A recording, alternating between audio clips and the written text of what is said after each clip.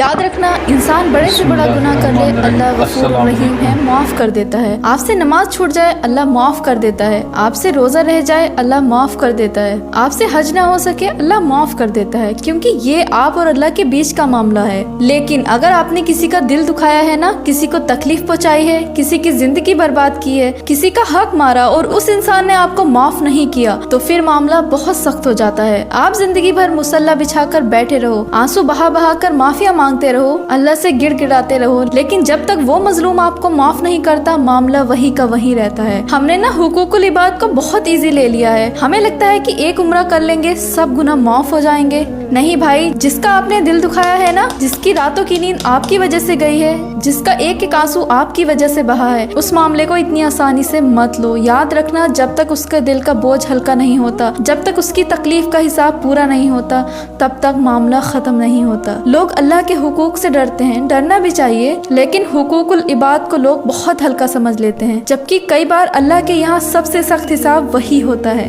हमेशा याद रखना, अल्लाह की अदालत में आपकी नमाजों का हिसाब होगा, आपके रोजों का हिसाब भी होगा, आपकी तिलावत का हिसाब होगा, आपकी तहज्जुद का हिसाब होगा, लेकिन उससे पहले ये भी देखा जाएगा कि आपने अल्लाह के बंदों के साथ कैसा सलूक किया है। और अगर आप किसी का दिल तोड़ कर आए हो, किसी पर जुल्म कर आए हो, किसी का हक मार कर आए हो, तो मुमकिन है कि आपकी नेकियां भी उस इंसान को दे दी जाएंगी जिसका आपने दिल दुखाया है। इसलिए गुनाहों से पहले लोगों के दिलों से डरो, क्योंकि अल्लाह से माफी मांगना आसान है, लेकिन टूटे हुए दिलों से माफी मिलना हर किसी के नसीब में नहीं होता।